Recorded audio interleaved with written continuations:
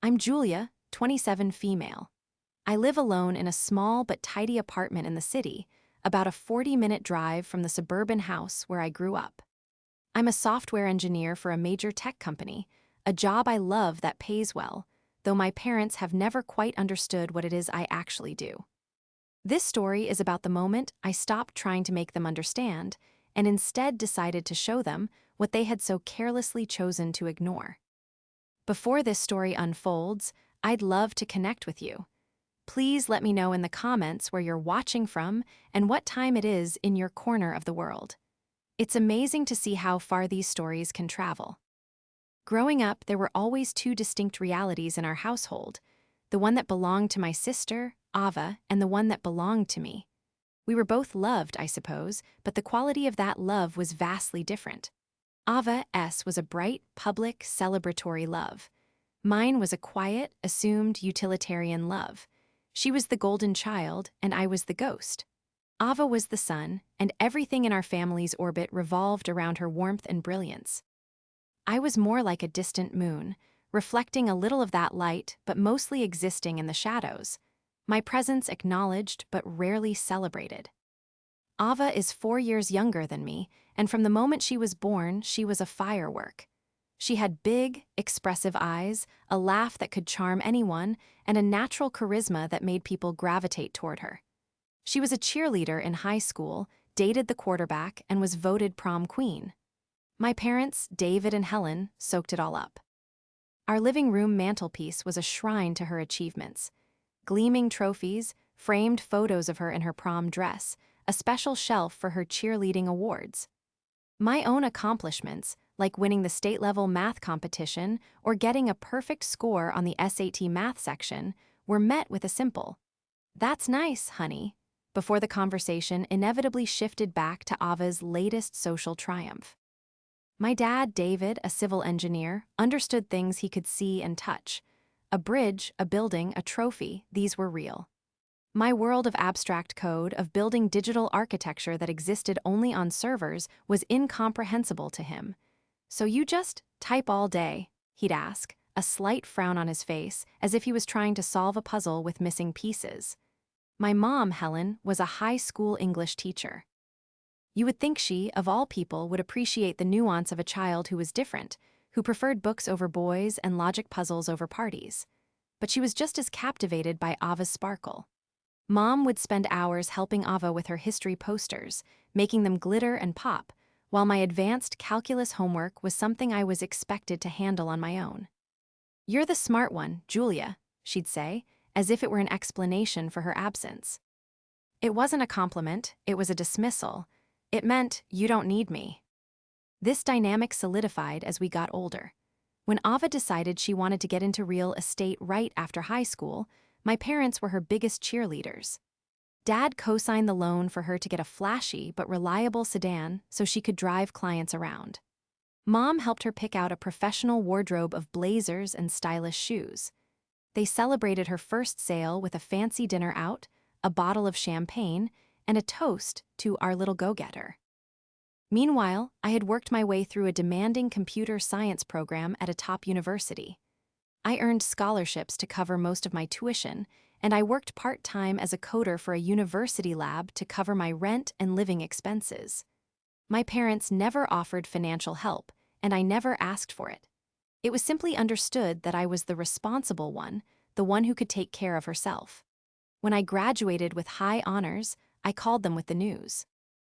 "Oh, that's wonderful, dear," my mom said, but I could hear the distraction in her voice. "Listen, I have to run.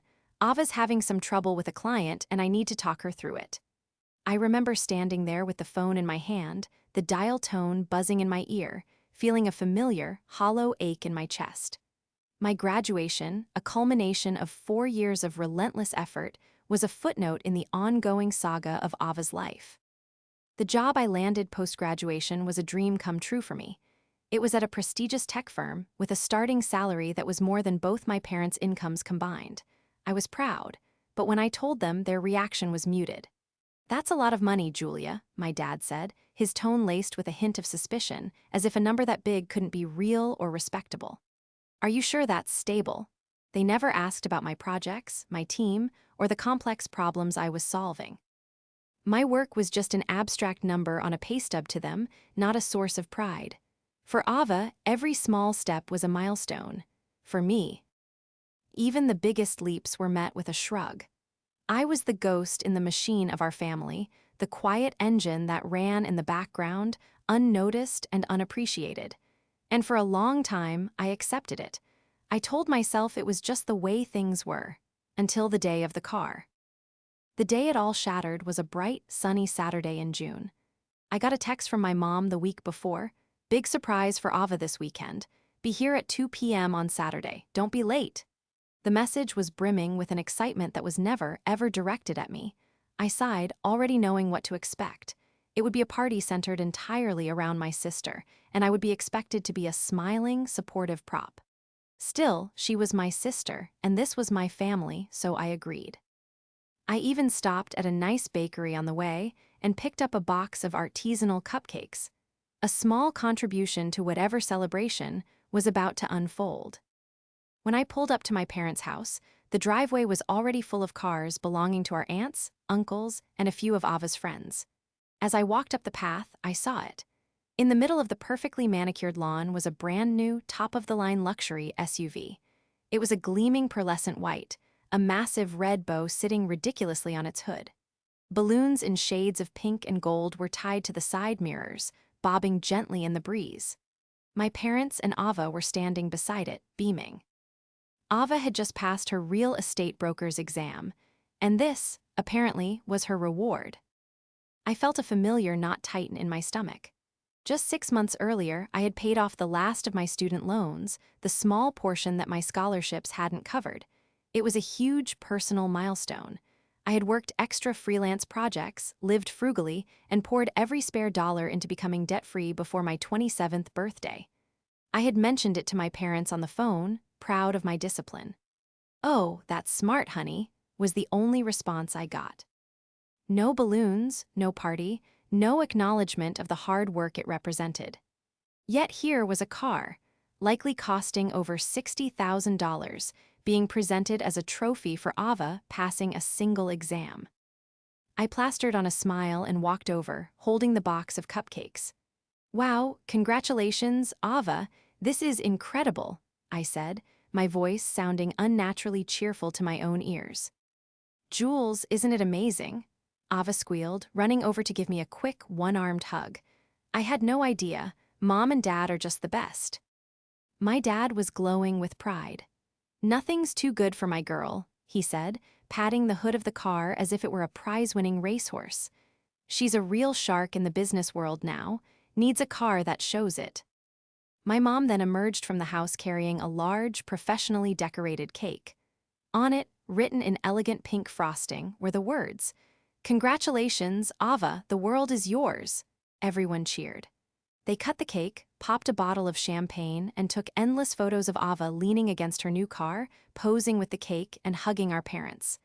I stood to the side, clapping along, feeling more invisible than ever. I took a few photos on my phone for them, playing the part of the dutiful sister and daughter. The party went on for another hour, a whirlwind of praise for Ava. My aunts and uncles all marveled at the car, at her ambition, at how successful she had become at just 23. No one asked me about my job. No one asked me about my life. I was just Julia, Ava's older sister. As the guests started to leave, I helped my mom clean up the cake plates and wrapping paper. My dad came over to me, a piece of cake in his hand. He had that look on his face, a sort of placid, self-satisfied contentment that always appeared after he'd done something he considered grand. He must have noticed the quietness in my demeanor, the slight stiffness in my smile. "You doing okay, Julia?" he asked, taking a bite of cake. "I'm fine, Dad. It's a very generous gift," I said, my voice flat. He nodded, chewing thoughtfully. Then he said the words that would change everything. The words that were meant to be a placating pat on the head, but instead felt like a slap in the face. "Hey," he said, his tone casual, almost an afterthought. "I know we didn't do anything for you paying off your school loans. We'll do something small for you later, okay? Maybe take you out to dinner next week. Something small, for later. The words hung in the air between us, dripping with condescension. My 4 years of university, my scholarships, my part-time jobs, my disciplined saving, my freelance work, all of that effort, culminating in financial freedom, was worth something small. Ava passes one test, and she gets a luxury car, a party, a cake, and the admiration of our entire family. My monumental achievement gets a promise of a modest, deferred dinner. In that moment, something inside me didn't just crack, it atomized. The lifetime of quiet acceptance, of swallowing my her. Tea and telling myself it didn't matter was over. I just looked at him, the fake smile finally melting from my face. "Don't worry about it, Dad," I said, my voice dangerously calm. "I've got it covered." Before he could respond, I turned, walked out of the house, got into my perfectly practical 5-year-old sedan, and drove away. I didn't know exactly what I was going to do yet, but I knew one thing with absolute certainty. I was done waiting for them to celebrate me. I would do something big for myself, and they wouldn't be invited. The drive home from my parents' house was a blur. The usual 40-minute trip felt like it stretched for an eternity, with my dad's words replaying in my head on a torturous loop. "We'll do something small for you later."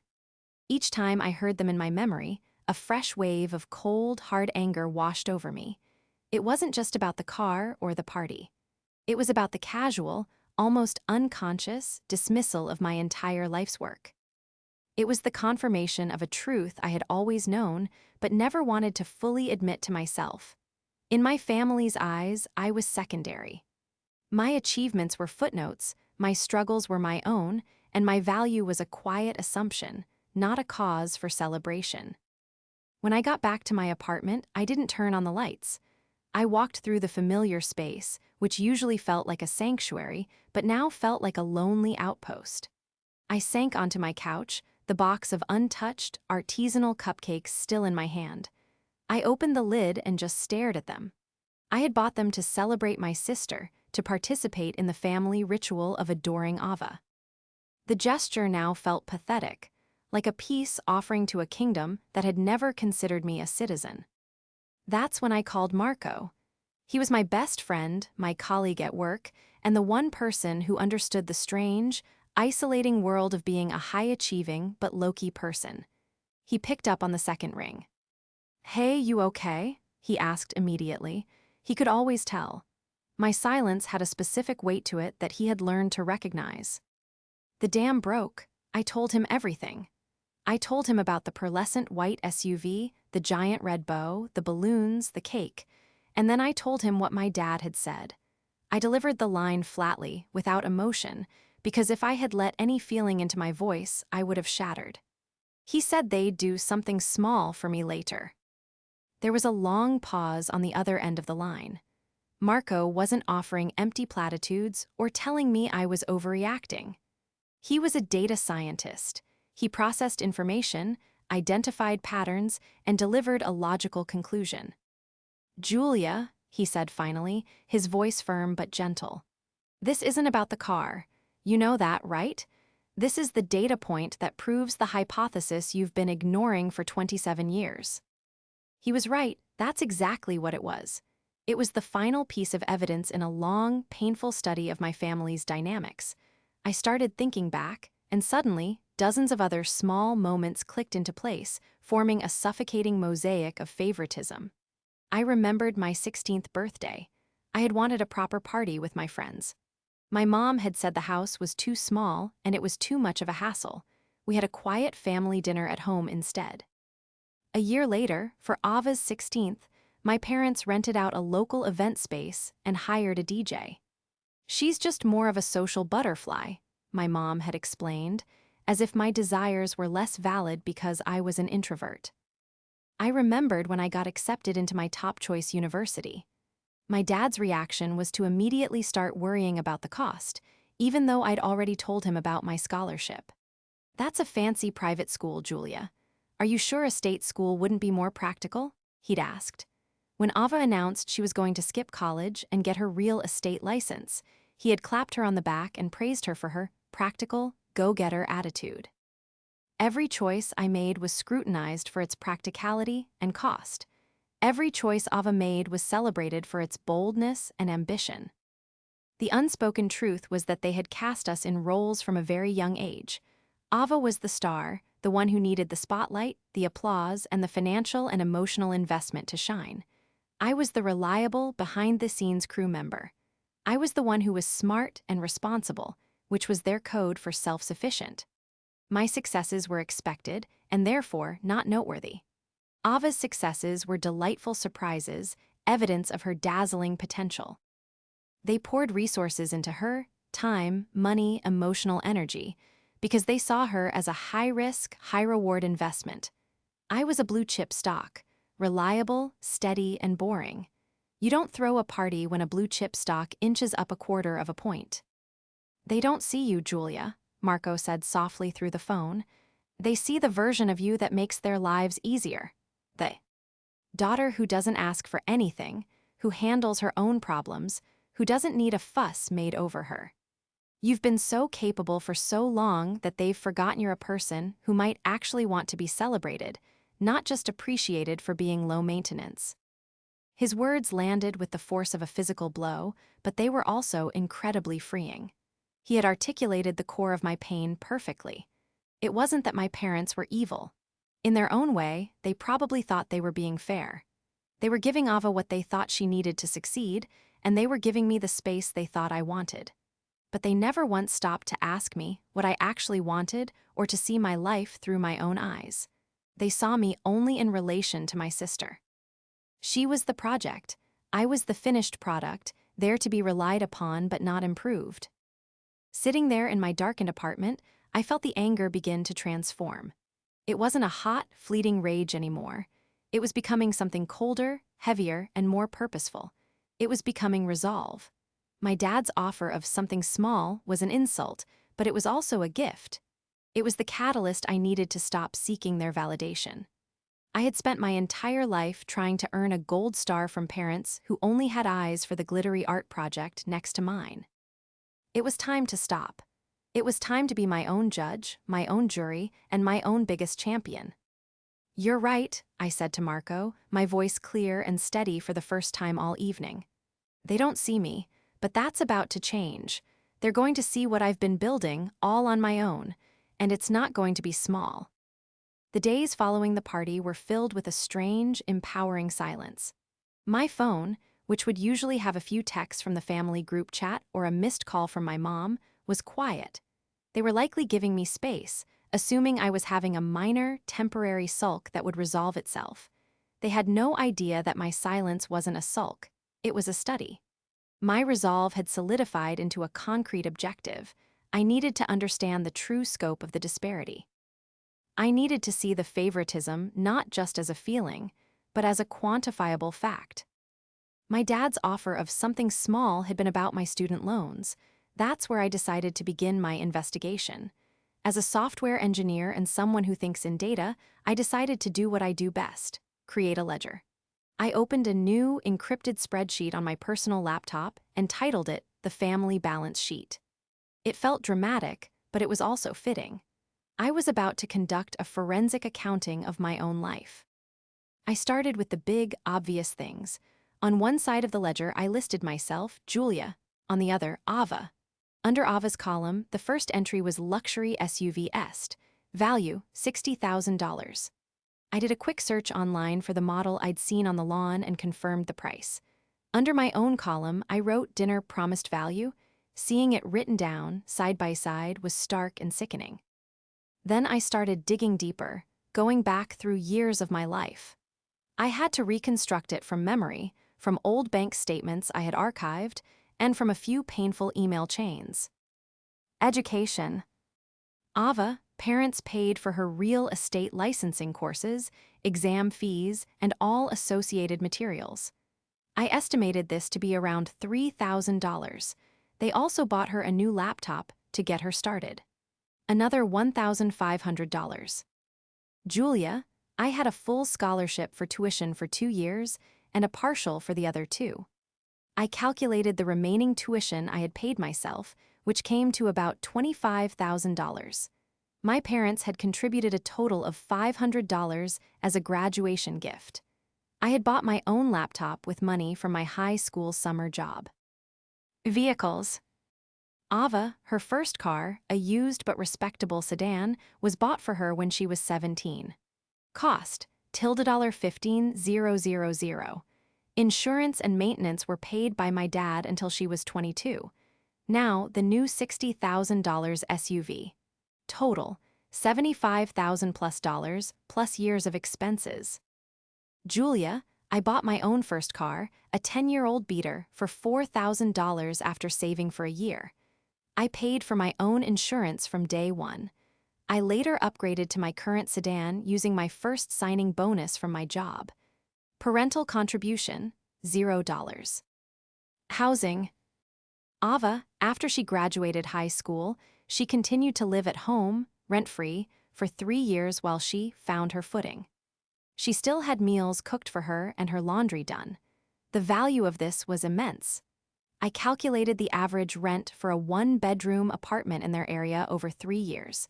It was a conservative estimate of $54,000.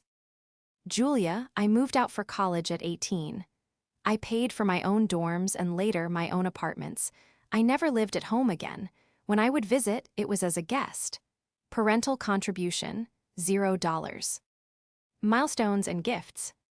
The list went on and on. There was the high school graduation trip to Hawaii for Ava and 2 of her friends, which my parents funded, $5,000. My graduation trip was a bus ride home with my packed-up dorm room. There were the designer bags and clothes they bought Ava for her birthdays, while I received practical gift cards to bookstores. There was the down payment assistance they had already promised Ava for her first condo. A figure she had happily announced at Christmas was going to be at least $50,000. I worked on this ledger for a week every evening after work. It was emotionally draining. Each line item was a fresh sting, a memory of being overlooked, a confirmation of a long-held suspicion. It was a ledger of lies, not of explicit lies, but of the lies we tell ourselves to maintain family peace. The lie that things are fair enough. The lie that my independence was something I chose rather than something that was required of me. The lie that my parents' love was unconditional when it was, in fact, heavily conditional on how easy I was to manage. When I was finally done, I scrolled to the bottom of the spreadsheet and created a total line. I had to estimate some things, but I was conservative in all my calculations. The final numbers were staggering. Over the last 10 years, from the time I was 17, my parents had invested, directly and indirectly, well over $200,000 in Ava's life, career, and comfort. My total, the $500 graduation check. I stared at the number on the screen. It wasn't about the money. I earned a great salary. I didn't need their money, but the number was a symbol. It was a cold, hard metric of their priorities. It was the dollar value of their validation. My sister was a $200,000 investment. I was a $500 afterthought. Marco came over that Friday night. I had told him what I was doing, and he was cautiously supportive, worried it was causing me more pain. I turned my laptop around and showed him the spreadsheet. He was silent for a long time, his eyes scanning each line item. "Wow," he breathed, "this is damning." "It is," I said, feeling strangely calm. The pain had burned away, leaving behind a cold, clear certainty. This was never about love. It was about investment. They invested in the project they cared about more. "So what now?" Marco asked, closing the laptop. "What do you do with this information?" I looked around my apartment. It was nice, but it was a rental. I had been saving aggressively, putting away more than half of my income every month. I had a significant amount in savings and investments, a fact my family was completely unaware of. They still pictured me in a tiny, struggling artist-style apartment because that's the narrative that fit their view of me. My dad's a civil engineer. He respects things that are built to last. My mom's a teacher. She values a lesson learned, I said, a new idea beginning to form, a blueprint taking shape in my mind. For years, I've been building my career and my finances in the background. They've never seen it. They've never asked to see it. So I'm going to stop building in the dark. I'm going to build something they can't ignore, something real. And the final entry in this ledger is going to be for me. The decision was made. My revenge wouldn't be a screaming match or a dramatic confrontation where I presented my spreadsheet of sorrow. That would only give them the satisfaction of dismissing me as emotional or dramatic. No, my revenge would be quiet, methodical, and constructive. It would be an act of radical self-investment, the kind they had reserved exclusively for Ava. My project was simple and audacious. I was going to buy a house. Not just a starter condo, but a real house, in a great neighborhood, entirely on my own. For the next 6 months, I became a woman on a mission. The rage and hurt I felt were channeled into fuel. At work, I volunteered for a high-stakes project that came with a significant bonus upon completion. It meant longer hours and more stress, but the goal was so clear in my mind that the work felt invigorating. I coded with a ferocity I hadn't felt before, driven by the image of my own front door. My social life took a backseat. I explained the situation to Marco, who became my rock and my sounding board. Operation Independence, he called it, and he was my biggest supporter. We replaced bar nights with budget review nights and brunch outings with open house visits. He helped me vet neighborhoods and pointed out things I would have missed, like outdated electrical panels or signs of water damage. I lived and breathed my financial plan. I created a new spreadsheet, this one filled with hope. I tracked every penny. I canceled streaming services I barely used, cooked all my meals at home, and became an expert at finding the best deals on groceries. My life became a masterclass in deferred gratification. Every dollar I saved wasn't a sacrifice. It was a brick in the foundation of my new life. During this time, my family's calls and texts trickled back in. They noticed my distance, of course. My mom would call and ask, in a slightly wounded tone, why I hadn't been over for Sunday dinner. "I've just been really busy with a big project at work, Mom," I'd say, which was the truth. "Well, you know Ava misses you," she'd reply, effortlessly making my absence about my sister's feelings. "She was saying she wanted to show you the new custom floor mats she got for her car." I would just smile grimly to myself. That's nice, tell her they sound great. I kept my interactions with them polite, brief, and utterly superficial. I didn't offer any details about my life, and true to form, they didn't press for any. They were content as long as I was playing my role, even from a distance. They had no idea that behind the scenes, I was making the biggest moves of my life. Finding the right house was a challenge. The market was competitive, but I was patient. I was looking for something specific, a house with good bones that maybe needed some cosmetic updates, something I could put my own stamp on. After 4 months of searching, I found it. It was a charming 1940s bungalow in a quiet, tree-lined neighborhood known for its good schools and strong community, the kind of neighborhood my parents always talked about as the ideal. It had hardwood floors, a fireplace, and a beautiful backyard with a massive, ancient oak tree. It needed a new kitchen and a fresh coat of paint, but it was perfect. It felt like home the moment I walked in. The financial side was where my secret efforts paid off. I had my down payment ready, a full 20%, so I could avoid private mortgage insurance. It was a sum larger than the down payment my parents had promised Ava. My excellent credit score and high, stable income meant I was approved for a mortgage almost instantly, with a great interest rate. The bank didn't see me as something small. They saw me as a prime investment. The day I signed the closing papers was one of the proudest moments of my life. I sat in the sterile office of the title company, signing my name over and over again.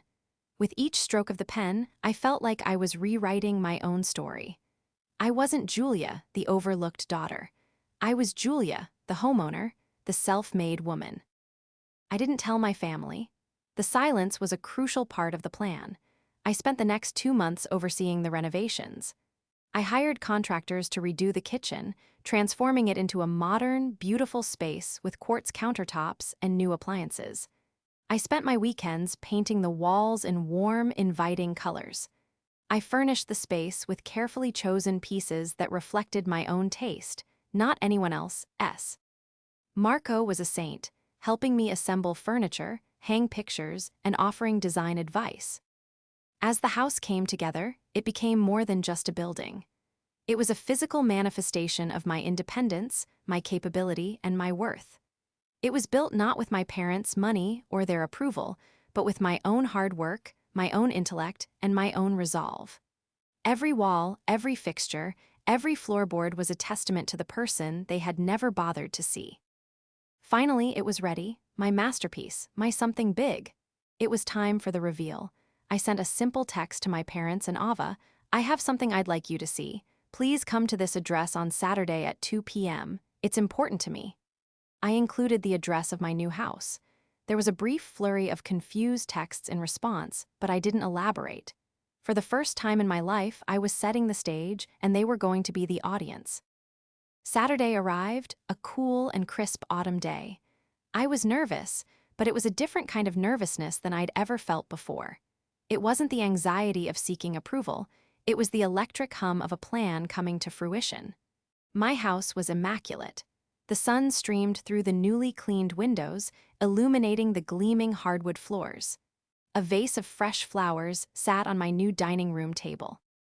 On the kitchen counter, I had arranged a bottle of champagne and 4 glasses, a deliberate echo of the celebration they had thrown for Ava. At precisely 2:05 p.m., their car pulled up. I watched from the living room window as they got out. My dad, David, looked at the house with a puzzled expression. My mom, Helen, looked anxious, probably worried this was some kind of intervention. Ava just looked bored, scrolling on her phone. They walked up the stone pathway, their footsteps sounding unnervingly loud in the quiet anticipation. I opened the front door before they could ring the bell. "Julia," my mom asked, her eyes wide as she took in the freshly painted door and the polished brass handle. "What is this place?" "It's my new house," I said simply, stepping back to let them in. "Welcome." They stepped into the entryway, and their jaws collectively dropped. They stood frozen, looking from the fireplace to the beautifully restored floors to the open-plan living and dining area. Their faces were a comical mixture of shock, confusion, and disbelief. You bow." "At a house," my dad stammered, his voice barely a whisper. He, the civil engineer, looked around as if trying to assess the structural integrity of a story that made no sense to him. "Yes, I did," I said, my voice calm and even. "I closed on it a few months ago, just finished the renovations." Ava finally looked up from her phone, her eyes sweeping across the space. I could see a flicker of something in her expression, not admiration, but a kind of startled jealousy. This was not in the script of our family life. I was the one who lived in a small apartment. She was the one destined for impressive real estate. "How," was the only word Ava could manage to get out. "How could you afford this?" The question hung in the air, thick with all the assumptions they had ever made about me. How could quiet, boring, practical Julia, who never asked for anything, possibly achieve something like this? I led them into the brand new kitchen. The quartz countertops gleamed under the recessed lighting. The stainless steel appliances were a stark contrast to the dated ones in my parents' own home. "I afforded it with my job," I said, turning to face them. I leaned back against the counter, feeling powerful and grounded in my own space for the first time. The one you never ask about, the one that's apparently not as impressive as selling houses, but it pays for this. My mom was still trying to process it. "But why didn't you tell us? We could have helped you." A short, bitter laugh escaped my lips before I could stop it. "Helped me? Mom, when have you ever helped me with anything of this scale? You helped Ava pick out blazers. You co-signed her car loan. You threw her a party for passing an exam. When I paid off my student loans, an actual financial achievement, Dad offered to buy me dinner as an afterthought." I saw a flash of hurt and recognition in my dad's eyes. He remembered. "That's not fair, Julia," he started, his voice defensive. "We always supported you." "No, Dad," I said, my voice firm, cutting him off. "You didn't support me. You tolerated my independence because it was convenient. You outsourced the job of raising me to myself. You poured all your resources, your time, your money, your emotional energy, into Ava because she was the project you chose. I was just the one who was supposed to figure it all out on her own. I walked over to the counter and picked up the small, velvet box that I had placed there earlier. 6 months ago, I continued, my voice low and deliberate, you told me you would do something small for me later. Your exact words. It was in that moment that I realized waiting for you to see my worth was a fool's errand. So, I decided to do something big for myself instead. I opened the box. Inside, nestled on the velvet, was not a piece of jewelry, but a single, ornate, vintage-style key. It was a decorative key I had bought for this exact moment, a symbolic representation of my achievement. This, I said, holding up the key, is the key to my house. I earned it. I paid for it. Every floorboard, every nail, every coat of paint in this house was paid for by my unstable tech job and my own discipline. This house is my something big. I let the silence hang in the air. The weight of it was immense. They were finally seeing me, not as the quiet daughter or the responsible sister, but as a capable, successful adult who had built a life without them. And they looked utterly devastated. The narrative they had comfortably lived in for decades had just been publicly dismantled. My dad just shook his head slowly, looking around the room as if it were a monument to his own failure. My mom had tears welling in her eyes. Ava was silent, staring at the floor, the usual bubbly confidence completely gone. I didn't do this to hurt you, I said, which was only a partial lie. I did this to respect myself. I am done being the ghost in this family. I am done being the footnote in Ava's story. This is my story, and from now on, I will be the one who decides how it's written. I walked over to the champagne bottle. I popped the cork, the sound echoing loudly in the quiet room. I poured one glass and one glass only. I raised it high. Congratulations, Julia, I said, looking each of them in the eye. The world is yours. Then I took a long, satisfying sip. They didn't stay long after that. The atmosphere was too thick with unspoken words and unveiled truths. My mom tried to hug me on her way out, a hesitant, fumbling gesture that I did not return. I simply stood still until she let go. My dad couldn't look me in the eye. He just mumbled something about the house having good bones and shuffled out the door. Ava was the last to leave. She paused in the doorway and looked back at me, her expression unreadable. For a second, I thought she might say something real, something from the heart. Instead, she just said, "The countertops are nice," and walked away. After they were gone, I stood. Alone in my beautiful, quiet house. There was no sense of triumph, no adrenaline rush of victory. Instead, I felt a profound and surprising sense of peace. The anger that had fueled me for 6 months had finally burned out, leaving behind not emptiness, but clarity. I hadn't just built a house, I had dismantled a prison. The prison of waiting for their approval, of contorting myself to fit into the tiny box they had built for me. I was free. The days and weeks that followed were defined by a new kind of silence. Before, the silence from my family was a sign of their neglect. Now, it was a boundary I had erected. My phone, once a source of anxiety, became a tool for my own use. The family group chat lay dormant.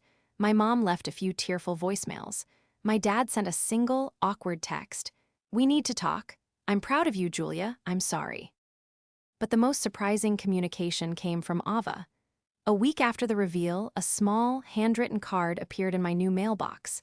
Inside, it said, "I never thought about it that way. You were right about a lot of things. I'm sorry." There was no excuse, no justification. It was the most honest thing she had ever said to me. It didn't fix 2 decades of inequality, but it was a crack in the facade. A start. I didn't reply to any of them immediately. I needed time. I needed to live in my new reality to get to know the person I was without the constant weight of their expectations. I hosted a housewarming party, but it wasn't for them. It was for my chosen family. Marco, my friends from work, the people who had seen me and supported me all along. My house was filled with genuine laughter and warmth. We didn't celebrate a material object. We celebrated community and mutual respect. Marco and I were sitting on my new back patio, looking up at the stars through the branches of the old oak tree. So, was it worth it? he asked. The revenge. I thought about it for a moment. It stopped being about revenge somewhere along the way, I confessed. It started as a way to prove them wrong, but it turned into a way to prove myself right. I needed to know that I could be my own safety net, my own biggest supporter, my own source of celebration. The house was just the proof. Slowly, I began to redefine my relationship with my family, on my own terms. I finally called my dad back. We had a long, difficult conversation. For the first time, he didn't try to justify his actions. He listened. He acknowledged the disparity, the unconscious favoritism that had defined our lives. He admitted that my independence had made it easy for him to be lazy as a father, to focus his attention on the squeakier wheel. My relationship with my mom is still a work in progress. Her identity is so wrapped up in being a mother, and my actions forced her to confront the fact that she had failed one of her children.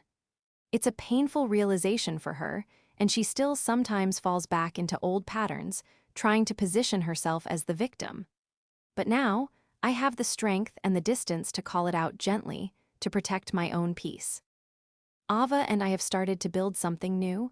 We meet for coffee sometimes in neutral territory. We don't talk much about the past. Instead, we talk about our present. I ask her about her job, and I genuinely listen. She asks me about mine, and she's trying to understand. We are no longer the golden child and the ghost. We are just two sisters, trying to find our way back to each other as equals. My family is not perfect, and our story is not tied up with a neat little bow like the one on Ava's car. There are still scars, but things are different. They see me now. They have to.